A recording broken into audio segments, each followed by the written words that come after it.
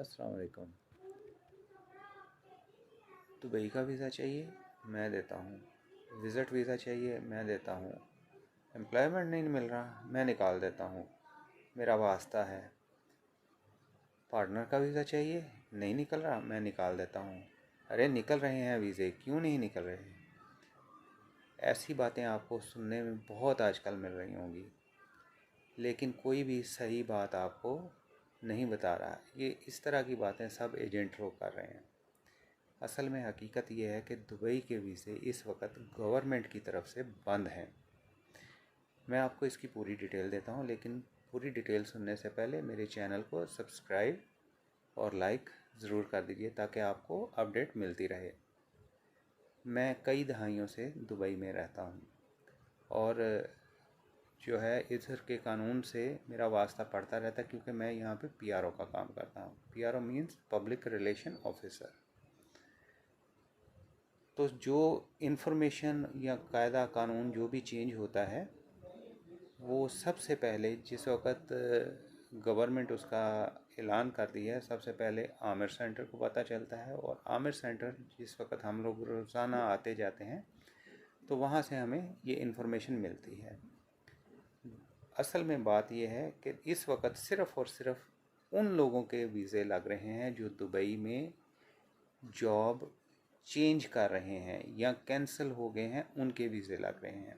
Otherwise Dubai government ने इस वक्त विज़िट वीज़ा, पार्टनर के वीज़े, फ्री जोन के वीज़े, एम्प्लॉयमेंट वीज़े हर तरह के बंद किए हुए हैं। और इसका मैं स्क्रीनशॉट जो उनके खलीज टाइम अखबार के ऊपर आया हुआ है, वो लास्ट में आपको यहाँ पे दिखा दूँगा।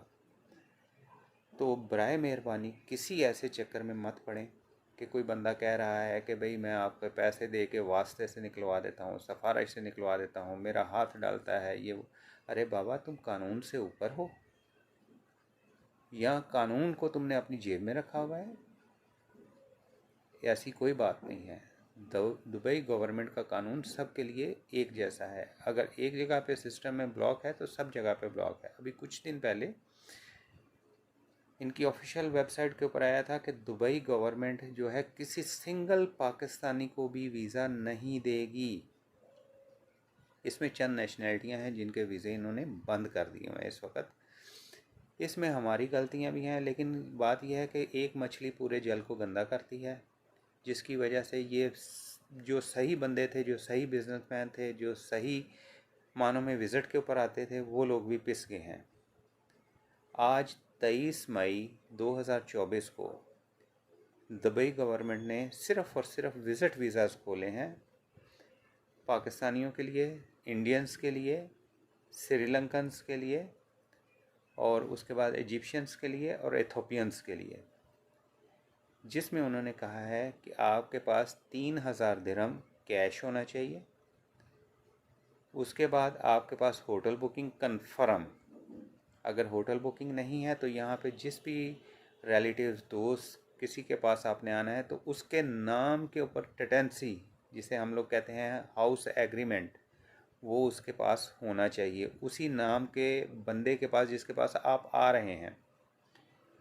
और उसके बाद जो है रिटर्न टिकट होनी चाहिए। टिकट कोई डमी ना हो। इनके पास सिस्टम बहुत अच्छे हैं और इनको एक सेकंड में पता चल जाएगा कि ये डमी है या क्या है।